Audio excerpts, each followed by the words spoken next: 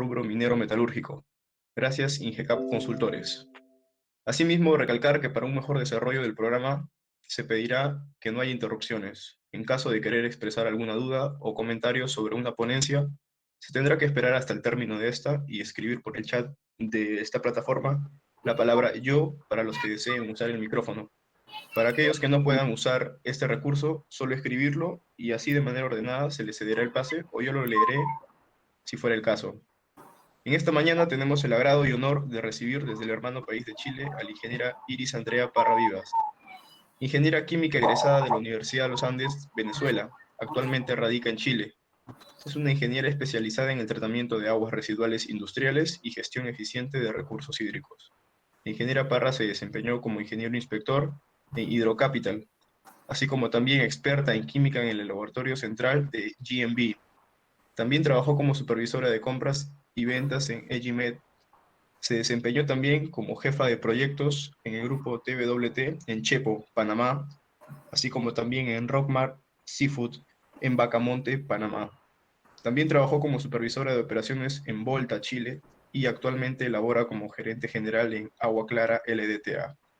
La ingeniera nos presenta el tema proceso de coagulación, floculación en el tratamiento de aguas residuales industriales.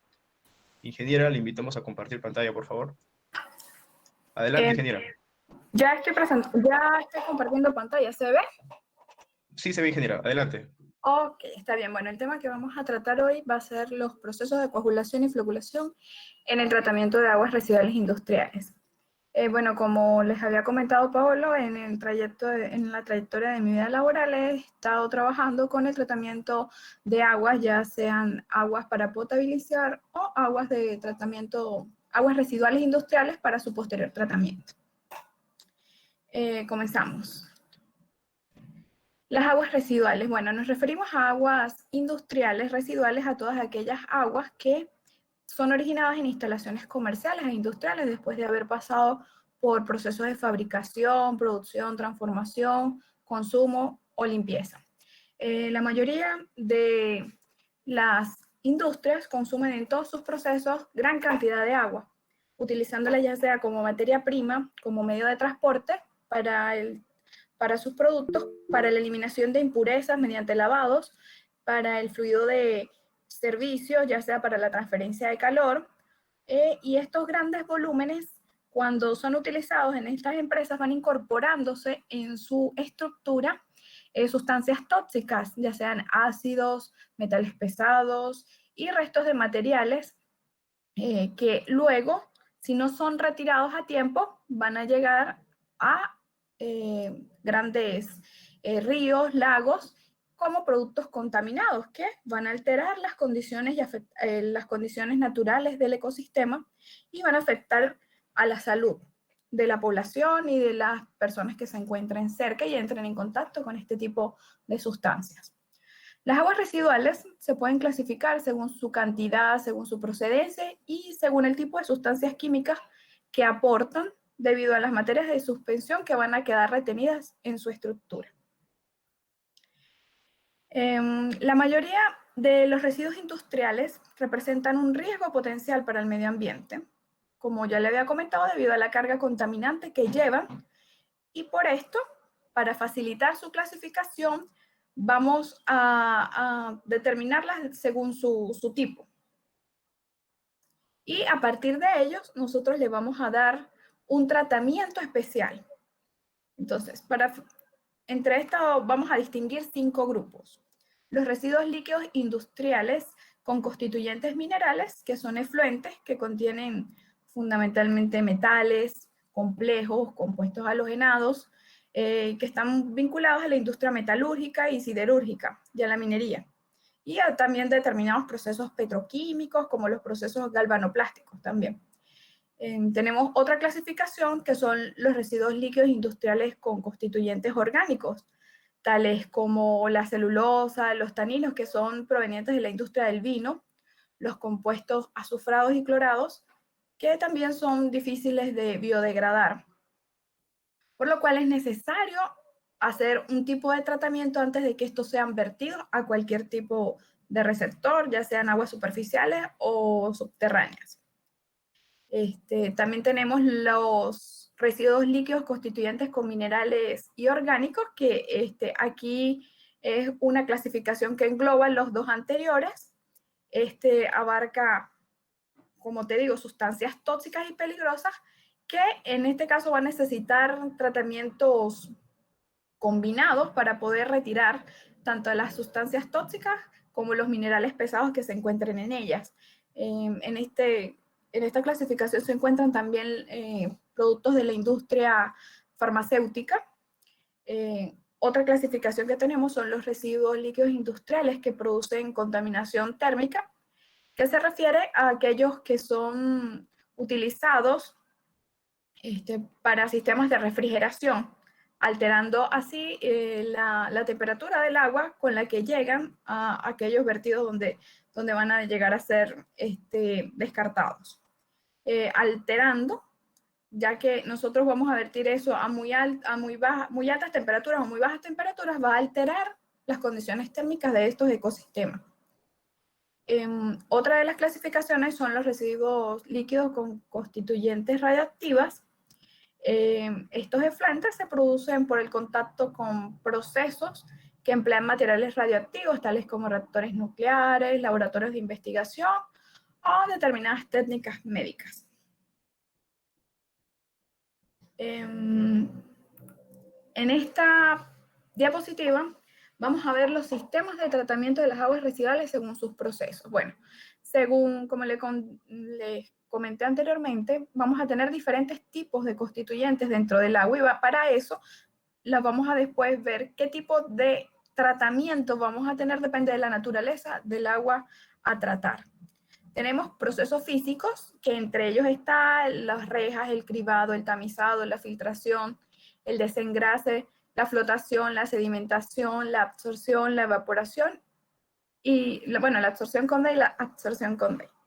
Tenemos procesos químicos como la electrodiálisis, la ozonización, la cloración, la precipitación, la coagulación, la electrocoagulación, la floculación, la oxidación, la oxidorreducción, la neutralización, la desinfección y el intercambio iónico.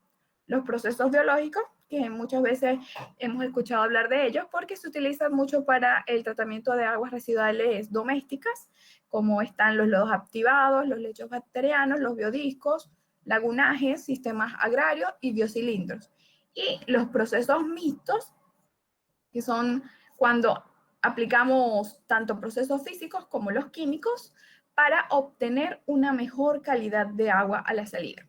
Como les dije anteriormente, los procesos a aplicar van a depender del tipo de agua o de la naturaleza o caracterización del agua al comienzo. A continuación, bueno, vamos a hablar de los procesos físico-químicos. Bueno, los procesos físico-químicos abarca la adición de determinados compuestos químicos que permiten aglutinar las partículas sólidas más pequeñas, es decir, los coloides presentes en el agua, para facilitar su decantación y luego filtrarlo para poder removerlo. Aquí podemos ver un diagrama donde vemos la entrada de un agua sin tratamiento, luego le hacemos la adición de un coagulante con agitación rápida, luego vamos a otro estanque donde se da un mezclado lento, y de aquí va a pasar a un sedimentador o clarificador donde, ya que no tenemos ningún tipo de agitación, todas las partículas van a tomar el peso suficiente para decantar y ser removidos a través de los fangos. El agua clarificada va a pasar a otro proceso de tratamiento, ya sea filtración o oxidación con cloro o desinfección. Los procesos físico-químicos se usan para, como les había comentado, lograr remover toda la turbiedad orgánica o inorgánica. Remoción de color verdadero y aparente, eliminación de sustancias como el sabor, olor, y eliminación también de virus y organismos patógenos que podrían haberse encontrado en el agua. En la próxima diapositiva vamos a comenzar con el proceso de coagulación. La coagulación es el fenómeno de desestabilización de las partículas coloidales que pueden conseguirse especialmente por medio de la neutralización de sus cargas.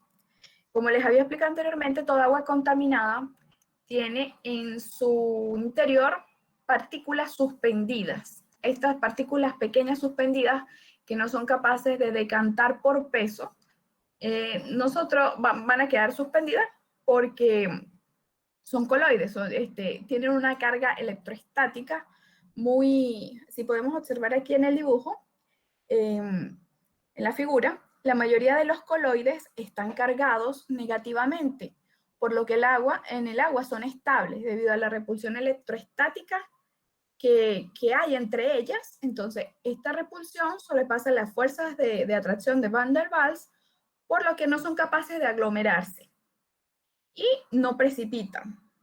En cambio, mediante el proceso de coagulación, que es la adición de un químico, se neutraliza la carga eléctrica del coloide, anulando esta fuerza electrostática que se logra, como les comenté, aplicando ya sea sales de aluminio o hierro, que es un reactivo químico. De forma que los cationes trivalentes, ya sea de aluminio o hierro, neutralizan las cargas eléctricas que las rodean y son capaces ahora de agruparse, ¿sí? Entre los coagulantes más utilizados, tenemos los basados en aluminio, como el sulfato de aluminio, el policloruro de aluminio, el aluminato sódico, y basados en hierro, como el sulfato férrico, el cloruro férrico y el sulfato ferroso. Basados en calcio, como el cloruro cálcico y el hidróxido cálcico, y los basados en magnesio, como el cloruro de magnesio. Los factores que influyen en el proceso de coagulación. Bueno, estos son los factores que me van a afectar el proceso de coagulación. Entre estos está el pH, es la variable más importante a tener en cuenta al momento de la coagulación, ya que para cada tipo de coagulante existe un pH óptimo. Cuando la floculación se realiza fuera de este pH óptimo, por lo menos para los basados en aluminio de 6,5 a 8, está el sulfato de aluminio, policloruro de aluminio y el aluminato sódico, y los basados en hierro que trabajan en un rango óptimo de 5,5 a 8,5, en los que está el sulfato férrico, el cloruro férrico, el sulfato ferroso. Cuando no está dentro de este rango óptimo, vamos a utilizar muchísimo más coagulante y no vamos a poder obtener una buena clarificación. Otro parámetro importante a tomar en este proceso de coagulación es la temperatura a la que se encuentra el agua, ya que si la temperatura es función o la temperatura me varía la densidad del agua. Entonces, cuando a temperaturas muy elevadas se desfavorece la coagulación. Por eso tenemos que trabajar entre un rango de temperatura de 15 a 30-35 grados centígrados. Porque a temperaturas también menores aumenta la viscosidad del líquido del agua, y esto también dificulta la sedimentación del floco. La influencia con respecto a la dosis de coagulante. La cantidad de coagulante a utilizar tiene una influencia directamente en la eficiencia de la coagulación. Poca cantidad de coagulante no neutraliza, como vimos en el diagrama anterior, no se neutraliza totalmente la carga de las partículas, y la formación de los microflóculos es muy escasa. Por lo tanto, la turbiedad residual va a ser elevada. Cuando también tenemos alta cantidad de coagulantes, se produce una inversión de la carga de la partícula, con lo que produce también tamaños muy pequeños de partículas, entonces que no agarran el peso suficiente para poder decantar, y entonces vamos a también tener una elevada turbiedad. La selección del coagulante, como les dije anteriormente, y la cantidad óptima de aplicación se va a determinar a partir de una prueba de Harras. Y a partir de ahí es que nosotros vamos a hacer una serie de pruebas de jarras para determinar así la dosis óptima de coagulante que se va a utilizar. Otro factor importante en el proceso de coagulación va a ser la agitación de la mezcla que vayamos a tener cuando hacemos la agitación, cuando hacemos la adición del coagulante. La agitación la agitación debe ser rápida cuando nosotros agregamos el coagulante para que haya una fase homogénea entre el coagulante y todas las partículas que se encuentren sólidas que se encuentran en el agua residual. Para asegurar la mezcla entre el agua y el coagulante y también asegurar la mezcla y así asegurarnos de que se produzca la reacción de neutralización de carga correspondiente.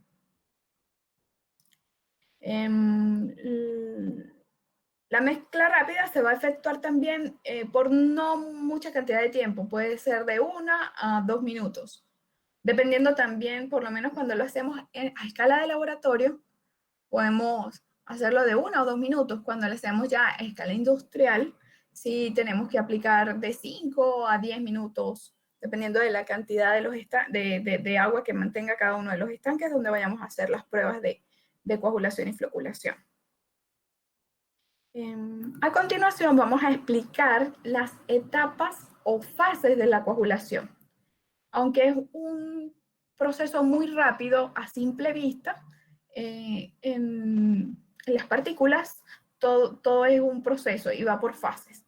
Entonces, aquí podemos ver que la primera fase es la hidrólisis de los coagulantes y desestabilización de las partículas existentes en la suspensión. La segunda fase es la precipitación y formación de los componentes químicos que se polimerizan. La tercera fase va a ser la absorción de las cadenas poliméricas en la superficie de los coloides. La cuarta fase va a ser la absorción mutua entre los coloides y en la quinta fase va a ser la acción de barrido o precipitación. Vamos a observar un poco la figura que tenemos aquí. Cuando agregamos en la primera fase, cuando se agrega el coagulante al agua, este se hidroliza y puede producir la desestabilización de las partículas por una simple absorción. Lo que le explicaba lo de las cargas, por lo generalmente los coloides tienen una carga negativa, luego esa carga negativa al agregar el coagulante se ve afectada por los iones trivalentes, ya sea de aluminio o de hierro, y va a empezar con la aglomeración de todas estas partículas para su posterior precipitación. La coagulación y floculación son dos procesos que se dan casi que de manera inmediata. Si observamos detenidamente los vasos de precipitado donde hagamos las pruebas, a vista humana, se ve muy, muy rápida la formación de los flocos. Entonces, aquí más o menos con este tipo de diagramas vamos a poder observar qué es lo que pasa a nivel microscópico. La formación de los flóculos es consecuencia de la agrupación de las partículas cargadas al ponerse en contacto unas con otras. Aquí podemos ver que agregamos coagulante y inmediatamente agregamos el floculante, porque el floculante me va a dar el peso necesario para que las partículas que se vayan agrupando formen un floc mucho más pesado y sean capaces de precipitar. Entre los floculantes que se utilizan, los floculantes los vamos a clasificar según el carácter iónico de su grupo activo. En poliméricos sintéticos, que son los llamados polielectrolitos, que son los usados actualmente, los que son usados más común ahorita actualmente. Antes se utilizaba la sílice activa, que todavía se utiliza actualmente, pero por lo general utilizamos hoy en día los polielectrolitos. Ellos se clasifican en no iónicos, aniónicos y catiónicos. Los no iónicos son usados más que todo en la clarificación y deshidratación de lodos, ya que aumenta la resistencia del flóculo. Estas son cadenas cortas, pero que al agruparse todas forman un gran peso molecular y son capaces de decantar rápidamente. Los aniónicos son polielectrolitos cargados negativamente y son usados mucho en los procesos para la decantación de cuando tenemos los taninos, las ligninas, más que todo. Y los catiónicos son polielectrolitos cargados positivamente que poseen largas cadenas y también tienen un alto peso molecular y son utilizados para compuestos inorgánicos. Es una clasificación básica de la mayoría de los floculantes polielectrolitos que utilizamos actualmente. El mayor beneficio de estos floculantes es que incrementan el tamaño del flóculo, obteniéndose así una rápida sedimentación. También cuando nosotros utilizamos un exceso de este tipo de floculantes, vamos a obtener una turbiedad excesiva en el clarificado después de la precipitación o de la decantación. Cuando en el proceso de floculación vamos a tener también unos mecanismos de transporte que van a interferir en el tipo de... en el tipo el tipo de precipitación que se va a tener o el tipo de separación que se va a usar para su decantación. Esto está, la floculación puede ser ortocinética, que es la inducida por la energía comunicada al líquido por fuerzas externas, ya sea las paletas giratorias. Por lo general, como les había comentado, nosotros cuando agregamos el coagulante tiene que ser una mezcla rápida. Para esta mezcla rápida utilizamos agitadores mecánicos, ya sean paletas giratorias o difusores de burbuja fina. Y luego la coagulación se hace en una mezcla rápida. Luego la floculación se hace una mezcla mucho más lenta para evitar romper los flocs que ya se han formado. Y la pericinética es cuando es promovida directamente por el movimiento browniano que se encuentra dentro de las partículas. Bueno, aquí vamos, en la próxima diapositiva voy a explicar, este es el aparato que utilizamos para hacer las pruebas de jarra. Porque como le dije, primero tenemos que hacer toda a escala de laboratorio, hacer una caracterización del agua residual que se va a tratar y después de hacer la caracterización vamos a ver cuáles son el contenido de carga orgánica, de carbono orgánico total, de compuestos ya sean metales que se encuentren dentro del agua y los que queremos retirar. Entonces le hacemos los parámetros básicos, pH, temperatura, DBO, DQO, al agua residual que vamos a tener y lo vamos a llevar a una prueba de jarras. La prueba de jarras es la técnica más usada para determinar la dosis de químicos. En ella se simulan los procesos de coagulación, floculación y sedimentación a escala de laboratorio. En este proceso tenemos que tener en cuenta factores tales como el pH, la temperatura, la concentración del coagulante a utilizar, la secuencia en la aplicación de las sustancias químicas, el grado de agitación y el tiempo de sedimentación. No sé si muchos conocerán el aparatico del test de jarras. Es un aparato que tiene engranajes en los que van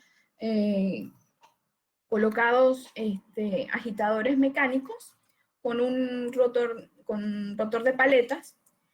Se van a utilizar vasos de precipitado de 1000 mililitros. Por lo general son de 4 a 6 vasos de precipitado que se utilizan. En la base tiene una luz blanca, de manera de que podamos observar la formación de los flocs.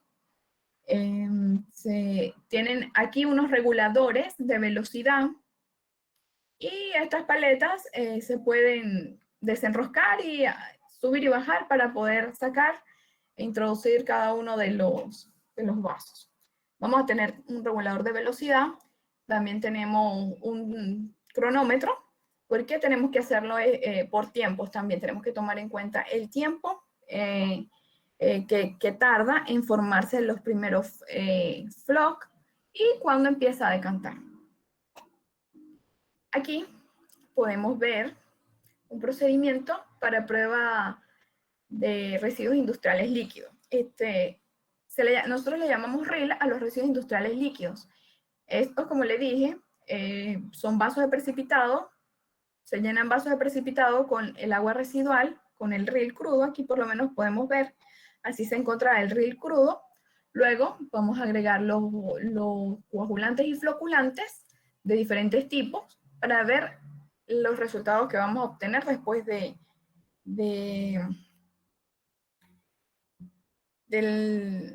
proceso de coagulación y floculación. Entonces nosotros tenemos que tener en cuenta que las condiciones operacionales que vayamos a tener dentro del laboratorio son las mismas que vamos a repetir luego a escala industrial para poder obtener los mismos resultados. Como aquí tomamos una muestra de 1000 mililitros del agua residual, del agua cruda, del agua que teníamos para tratamiento. Luego vamos a utilizar en este RIL, utilizamos el policloruro de aluminio más un polímero catiónico, y luego en este utilizamos sulfato de aluminio más un polímero catiónico. Y aquí, en este último vaso de precipitado, solo utilizamos el polímero, sin ningún tipo de coagulante. Como hicimos la prueba, colocamos llenamos los 4 vasos del agua residual, luego con jeringas de 5 ml, por lo general se utiliza menos de 10 ml, de 5 a 10 ml, vamos a empezar a colocar en mezcla rápida, unas 200 revoluciones por minuto, vamos a colocar el coagulante y luego seguidamente vamos a agregar el polímero. Cuando agregamos el coagulante, les dije, era mezcla rápida. Cuando se agrega el polímero, como ya empieza el coagulante, desestabiliza las partículas, luego se agrega el floculante y el floculante tiene que tener una mezcla rápida porque ahí ya se van a empezar a agrupar las partículas y no podemos tener una mezcla rápida. Si tenemos una mezcla rápida se van a romper los flocs y no vamos a poder llegar a tener un floc con peso adecuado para que decante. Entonces tenemos que tener cuidado cuando vayamos a hacer esta prueba en agregar el coagulante en mezcla rápida y el floculante en mezcla lenta. En el último solo agregamos polímeros porque queríamos ver, hay algunos polímeros, como les comenté, como los del polielectrolito, los polielectrolitos no aniónicos, que en algunas ocasiones, no en todos los casos, dependiendo del agua residual, como son cadenas cortas, pueden actuar también como coagulantes. Entonces, dan buenos resultados a veces utilizándose solos. Aquí les voy a mostrar un video de un agua residual donde, miren, se ve un poco cómo los flocs se forman. Bueno, aquí no tienen el peso suficiente y llegan a flotar. Pero por lo general, cuando tienen el peso suficiente, llegan y decantan. Aquí, algunos no consiguen alcanzar el peso suficiente para decantar y vuelven a flotar. Esto también va a depender de acuerdo al tipo de agua o de RIL que se esté utilizando. Por lo menos este RIL o el tipo de agua residual que estábamos tratando en el laboratorio era un agua con un alto contenido de grasa. Entonces, también las partículas de grasa a veces envuelven los coloides o las partículas que están suspendidas y las hacen ascender, no decantar. Aquí podemos ver otras pruebas de test de Harrah. Sí se me pasó a colocarles cuáles eran los coagulantes y floculantes que se utilizó en cada tipo, pero por lo general siempre hacíamos las pruebas con el policloruro de aluminio, sulfato de aluminio, sulfato ferroso, cloruro férrico, también utilizábamos para las pruebas, y floculantes catiónicos y aniónicos. Las soluciones químicas, como les había dicho, bueno, primero vamos a preparar también las soluciones químicas Todos los coagulantes y los floculantes se deben preparar en soluciones al 25%, de manera de que tenemos que tener todas estas soluciones preparadas antes de comenzar a hacer cada una de estas pruebas de laboratorio. Las muestras también que vayamos a tomar de agua residual deben ser representativas al agua residual homogénea. O sea, si por lo menos nosotros en la planta donde estábamos trabajando era un estanque de aproximadamente de 50 metros cúbicos, en el que se agregaban todas las aguas residuales de fosas sépticas, de trampas de grasas, de restaurantes, de algunos procesos industriales, también. Entonces, todas esas aguas iban a parar a un solo estanque.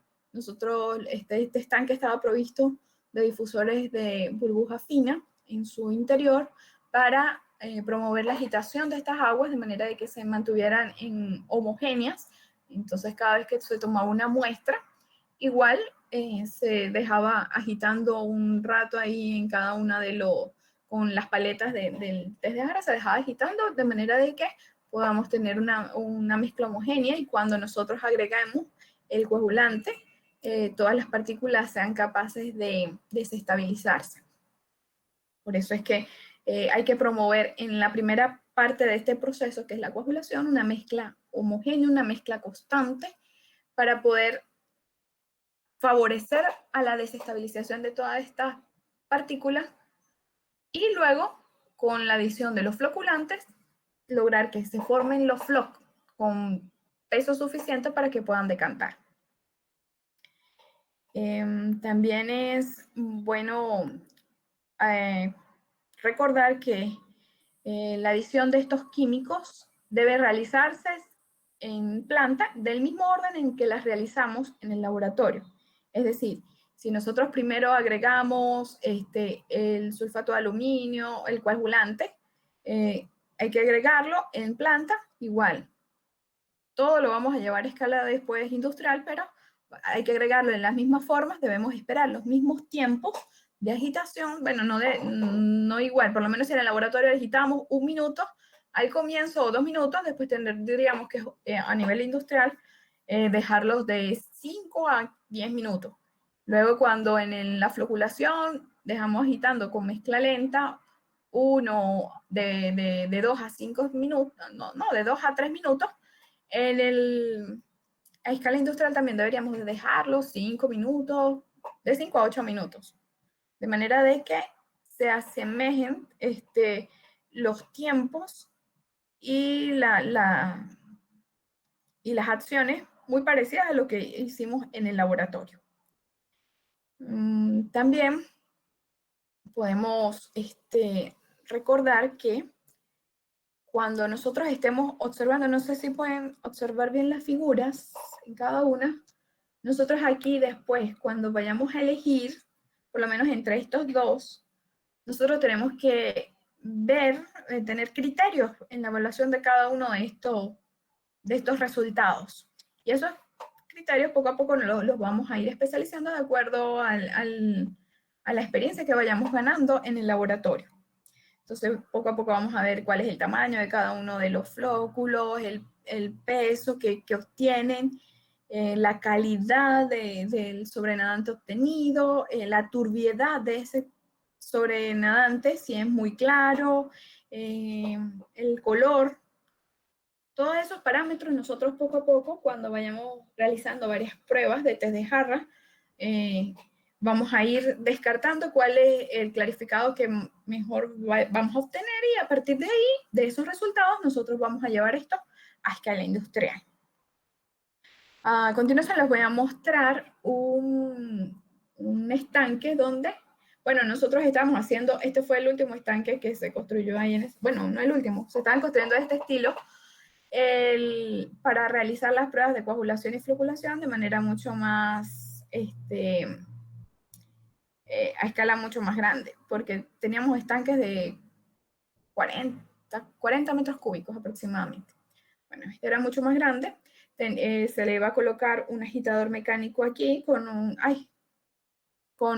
un regulador de revoluciones. Aquí se va a tener un tubo de manera de que podamos observar y unas electroválvulas para poder también observar qué tipo, para sacar cada uno de los clarificados que íbamos a obtener. Aquí abajo se iba a quedar los fangos, los lodos. Y aquí íbamos también a poder observar la calidad o la clarificación que íbamos a tener de cada una de las aguas. Por eso era que se iban a colocar un electrovaluras para poder succionar el agua que se encontraba en cada uno de estos niveles.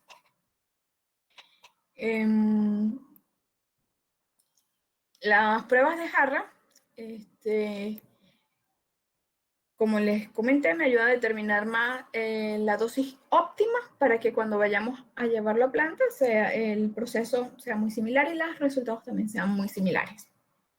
Después que nosotros hacíamos este tratamiento de coagulación-floculación, dependiendo de la calidad del agua obtenida, nosotros podíamos, como les dije anteriormente, podemos combinar los procesos de tratamiento de otros tipos de tratamiento, por lo menos tratamientos biológicos o de filtración, para que la calidad del agua obtenida al final tenga unas mejores características organoeléctricas, ya sea color, olor,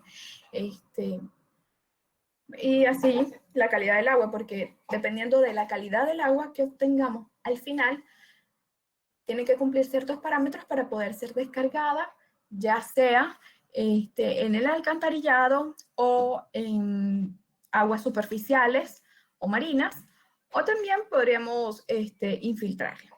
Entonces, por lo menos aquí en Chile, trabajamos con diferentes normas.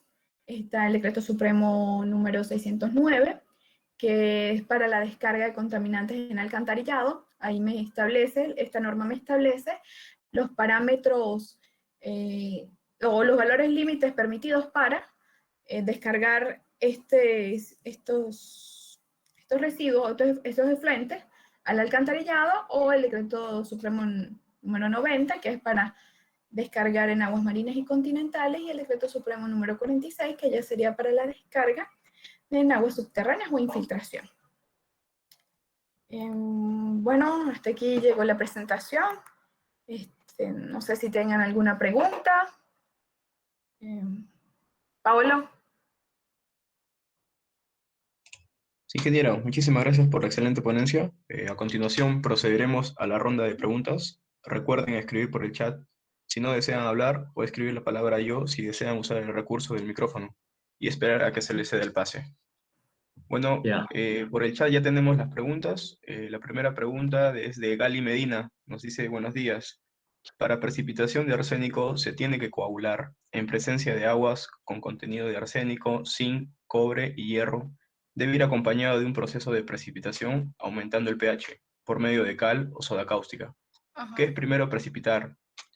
¿Coagular o coagular y luego precipitar? Lo que pasa es que, como les comenté anteriormente, nosotros tenemos que estudiar cuál es la naturaleza o la característica de estas aguas, tenemos que ver la cantidad de arsénico o de plomo o de cualquier otros metales pesados que se encuentren dentro del agua, y a partir de ahí hacer nuestras pruebas de laboratorio y por eso tenemos una gama de coagulantes y floculantes, porque dependiendo de las características del agua, nosotros vamos a ir probando con cada uno de estos coagulantes y floculantes para saber cuál me precipita mejor, cuál me remueve mejor la cantidad de metales pesados. También, sí, como dijo, por lo menos en aguas que tengan contenido arsénico, sí hay que hacer un ajuste de pH para poder favorecer los procesos de precipitación. Pero siempre les digo, tienen que hacer una caracterización del agua y ver cuáles son la cantidad de cada uno de estos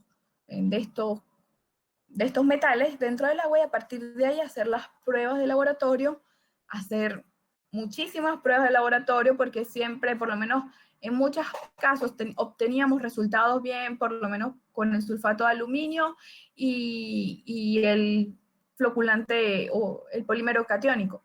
Pero después de que hagamos esa prueba y tengamos buenos resultados, tenemos que hacer también una gama de pruebas aparte para poder encontrar la dosis óptima. Se me olvidó agregar aquí en esta presentación hay un diagrama donde nosotros podemos llegar a obtener 2 puntos donde la clarificación va a ser buena, pero en uno de esos 2 puntos vamos a utilizar casi que el doble de contenidos de reactivos. Entonces, siempre tenemos que buscar, cuando trabajamos en plantas, que el proceso no sea tan costoso por el uso de reactivos. Entonces, tenemos que, por eso, encontrar la dosis óptima para cada uno del tipo de aguas que se esté tratando. Muchas gracias. La siguiente pregunta a cargo de Arturo Salazar nos dice, para el caso de control de particulado que se genera cuando se manipula el concentrado, ¿alguna recomendación de algún reactivo? Yo creo que cuando ya se hace el proceso de coagulación y floculación, lo que se debería es acudir a otros tipos de métodos, ya sean como los procesos físicos, como la filtración. Podemos aplicar filtros de carbón activado, de manera de que me ayude a retirar todas esas partículas que queden suspendidas en el agua y sea mucho mayor la clarificación. Abraham Ramírez nos dice, buen día. ¿Qué tiempo promedio de acondicionamiento debe tener los floculantes para luego dosificar a un proceso? Los floculantes. Mira, estas reacciones, como les dije, son muy rápidas. Nosotros lo que sí tenemos que tener en cuenta es que en el proceso de coagulación, las partículas, tenemos que favorecer o propiciar que la agitación sea rápida para que las partículas se puedan desestabilizar completamente, que todos los coloides queden desestabilizados. Para eso es que se agrega el coagulante y se trata de tener una agitación o una mezcla muy rápida por un tiempo más o menos de 2 a 5 minutos. Dependiendo también por lo menos en el laboratorio es de 1 a 2 minutos, pero en un estanque que tenga el agua residual sí tenemos que propiciar que esté totalmente agitado y que la mezcla sea homogénea del coagulante y el agua residual para poder así asegurarnos que todas las partículas lleguen a desestabilizarse y así poder después agregar en el agua residual el floculante y favorecer también la formación de los flocos. Porque si nosotros desestabilizamos todas las partículas y agregamos la dosis óptima de floculante, se va a formar un floc tan pesado que va a atrapar todas las partículas que queden y vamos a obtener una buena clarificación. Muchas gracias. Wilson Robles nos pregunta, ¿cuál es el factor principal para escalar de escala de laboratorio a escala real en el proceso de coagulación? Bueno, por lo general nosotros lo que hacíamos era, depende de la escala laboratoria, nosotros utilizábamos vasos de precipitado de 1000 y tenemos que tener, claro, el estanque donde vayamos a hacer nuestros procesos a escala industrial. Debe estar bien calibrado de manera de que por lo menos si nosotros hicimos nuestras dosis óptimas fueron para un vaso de precipitado de 1000, nosotros luego hacemos una regla de 3 bases, súper fácil para poder escalarlo a nivel industrial.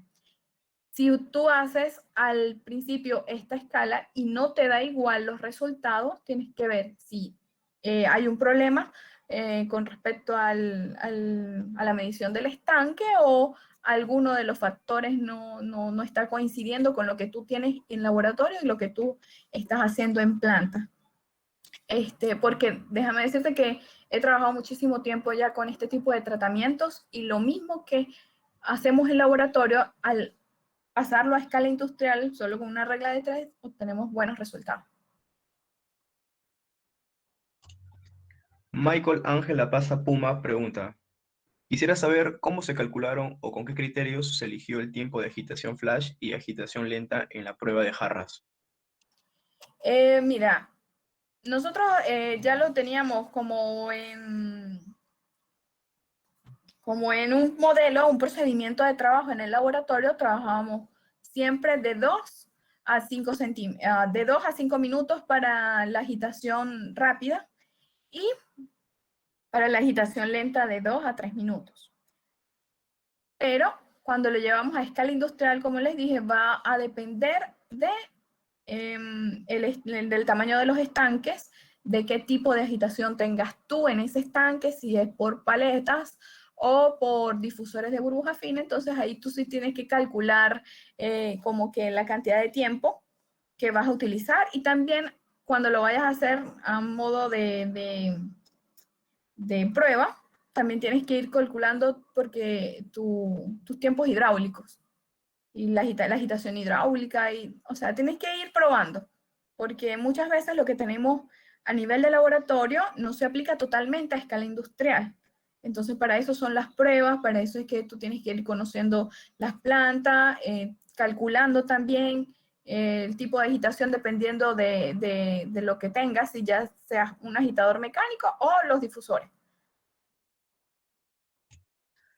Henry Santisteban nos pregunta con respecto a una de sus diapositivas, ¿cómo funciona ese tanque con cono en la parte de abajo? Bueno, en ese estanque se llena por la parte superior, se le iba a colocar un agitador mecánico de paletas. En el fondo, bueno, los agujeros donde se veían, ya déjame ver si puedo volver a colocarla. En cada uno de los agujeros iba a ir una electroválvula y en el fondo íbamos a tener una bomba para succionar los lodos y iba a tener también unas bombas que agregaban los diferentes coagulantes y floculantes. Entonces, después que tuviésemos una calidad como le digo, una muestra homogénea del agua que íbamos a tratar, se hacían las pruebas en el laboratorio y después metíamos toda el agua residual aquí en el estanque, agregábamos las mismas cantidades de sulfato, de coagulante o floculante, dependiendo de con cuál era que nos había dado los mejores resultados. Y después, aquí abajo, se pueden observar, hay una bomba que me va a succionar. Nosotros, después que se hacía el proceso, lo mismo que tengamos en el laboratorio, por eso es que tienen que ser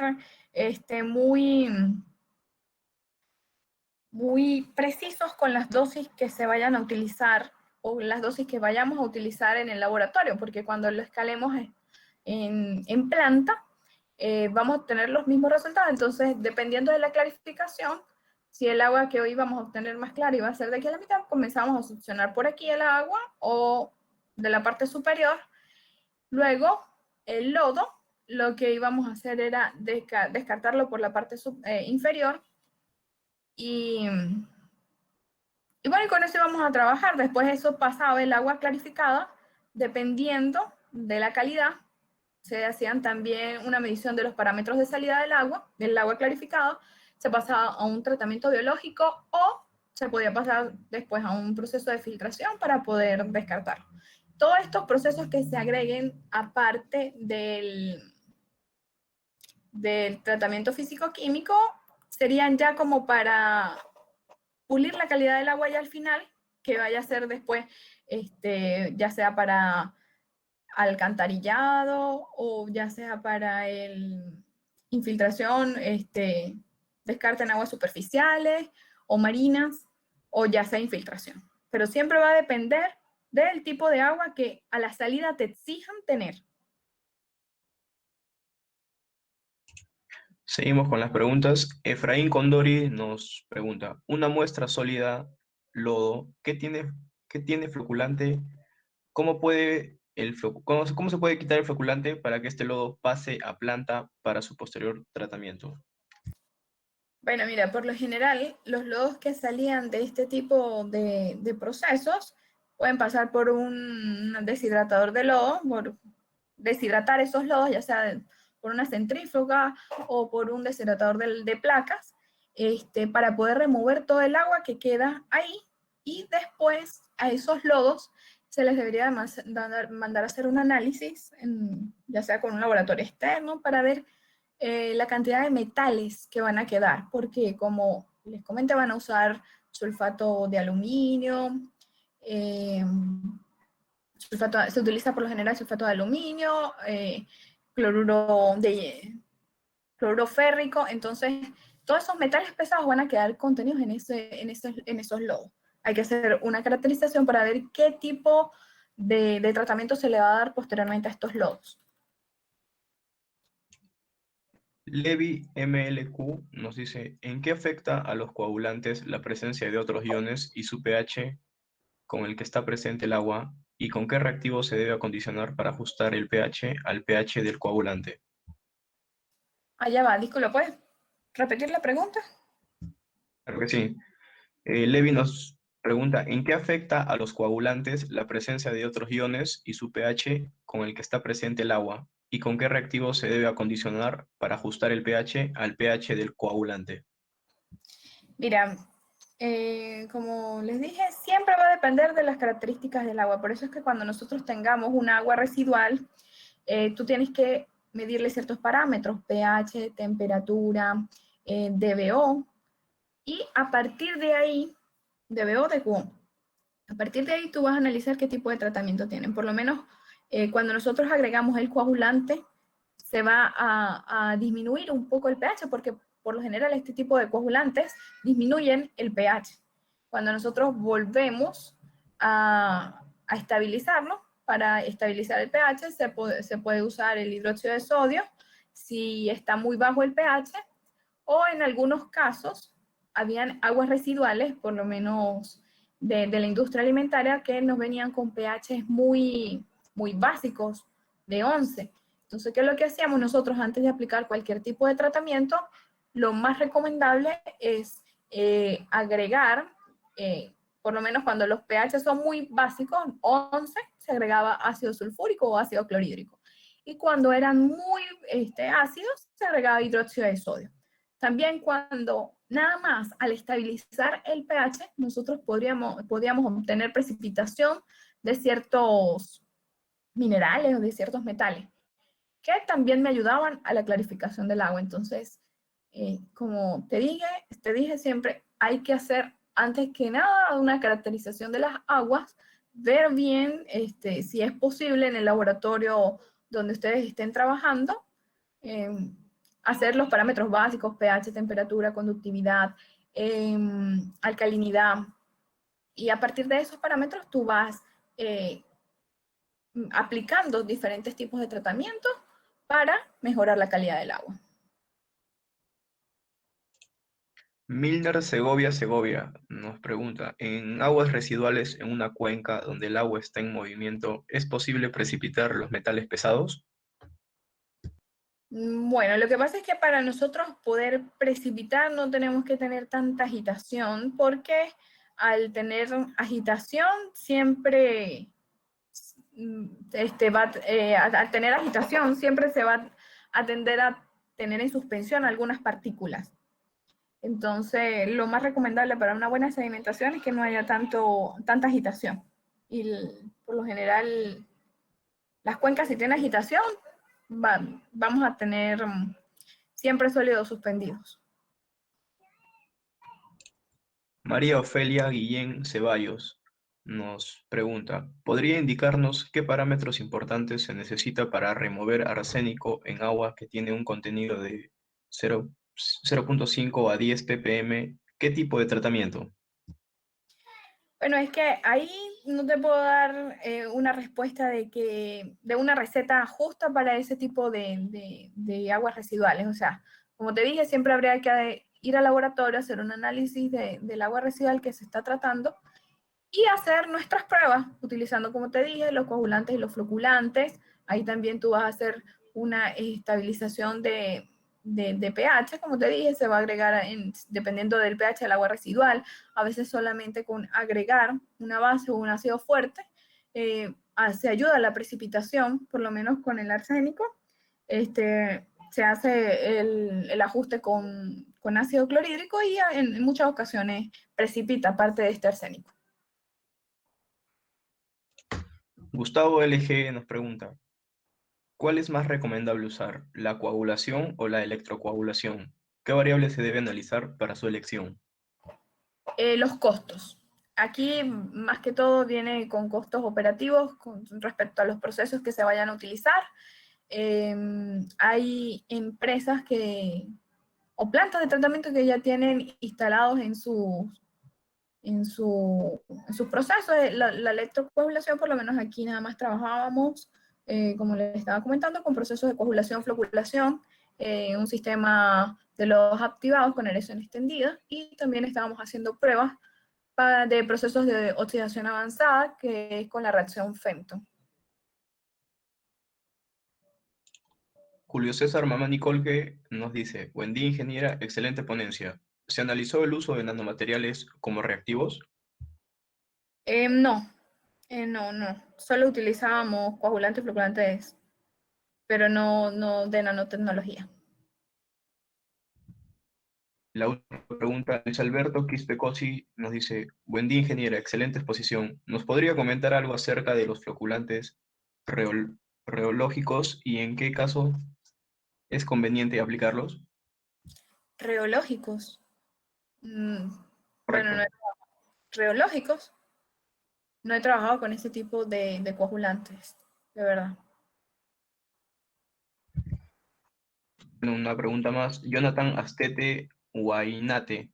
¿Cuántos tipos de floculantes orgánicos existen y qué clase o tipo de floculante no contaminan al medio ambiente? Bueno, entre los floculantes orgánicos hay muchos. Tenemos, como les dije, el sulfato de aluminio, el sulfato ferroso, tenemos el cloruro férrico. Los más utilizados son el sulfato de aluminio, ya que no son tan tan nocivos a la salud. Por lo general, el tratamiento de las aguas potables utilizamos el sulfato de aluminio. Entonces, no, si se hace un buen tratamiento, la mayoría de los metales pesados van a quedar precipitados, además que cuando nosotros hacemos también, por lo menos para la potabilización del agua, nosotros utilizamos filtros para la remoción de todas, es la remoción del color, y se utiliza el cloro, que es un oxidante potente para la desinfección, y también para la oxidación de otros compuestos orgánicos. Amanda Rosa Maldonado Farfán pregunta, ¿qué opinión respecto a los coagulantes naturales? Mira, sí hay, a base de compuestos orgánicos, sí, no recuerdo muy bien los nombres. Por cierto que me mandaron unas muestras de unos coagulantes orgánicos en base, ay, no recuerdo bien cuál era de dónde era que se obtenían estos, pero eran de la corteza de algunos árboles. Me parecieron buenos. El problema es que, por lo general, lo que pasa es que no los tengo aquí a mano, no tengo ni siquiera las fotos aquí descargadas en la computadora. Pero los resultados que obtuvimos con esos compuestos orgánicos, que los estoy apenas ahorita comenzando a usar, no me gustó la clarificación, porque le daba una coloración como oscura al agua. Entonces, por lo general, el color es un factor determinante en el tratamiento del agua. Cuando no vemos que el agua queda suficientemente clara, pues, claro, no le hicimos pruebas a fondo de todos los parámetros, sino solo un análisis cualitativo del agua obtenida al final. Entonces, de verdad que no, pero tendría que hacer muchas más pruebas. Tengo unos coagulantes orgánicos que me mandaron para probarlos, y de verdad que después iré publicando cómo ha sido mi experiencia con ellos. Felia Guillén también nos pregunta, ¿cómo se determina el potencial Z y relación con el pH? Bueno, es que aquí no tengo las ecuaciones, pero por lo general el potencial Z va a depender del- de la carga electrostática que tengan los coloides. Entonces, pero ahorita no tengo las ecuaciones así para decirte bien cuáles serían, cómo calcularlo. No las tengo a mano.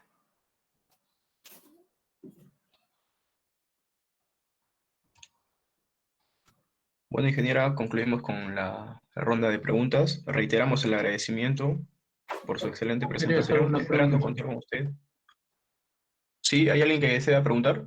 Yo quería preguntar, Adelante, adelante. mi- No he escribido, mire, pero adelante. Doctora, lo que yo quisiera saber si todos esos reactivos tienen codificaciones para poder seleccionar los reactivos correspondientes. Si está codificado. No, no está codificado. O sea, Ya. por lo general, siempre se recomienda hacer un análisis del agua que se va a tratar y a mi experiencia y lo que hacemos en las plantas, por lo general es probar con toda esta serie de coagulantes y floculantes que tengamos a disposición en el mercado también para poder ver con cuáles obtenemos mejores resultados. Los resultados van a depender también de un análisis mediante la medición de parámetros básicos, como les dije, color, turbiedad, DBO al final, DQO, y los parámetros que me exigen para poder yo decir si el agua que estoy obteniendo ya al final va a ser la adecuada para poderla descartar. O si necesito hacer otro tipo de tratamiento adicional para obtener la calidad del agua deseada ya al final. Muchas gracias. De nada. Muchas gracias, ingeniera. No habiendo más preguntas, reiteramos el agradecimiento por su excelente presentación, esperando contar con usted para una próxima fecha. Okay. Muchas gracias, ingeniera Iris. De nada, hasta luego. Chao, Pablo. Bueno, reiteramos que para una mejor visualización de las presentaciones, por favor, fijen la pantalla del ingeniero, en este caso Ciro Alvarado, que a continuación hará su presentación. Ingeniero Ciro, ¿se encuentra ahí? Buenos días con todos. Genial, ingeniero. Antes de su presentación, quisiéramos darle una breve introducción. El ingeniero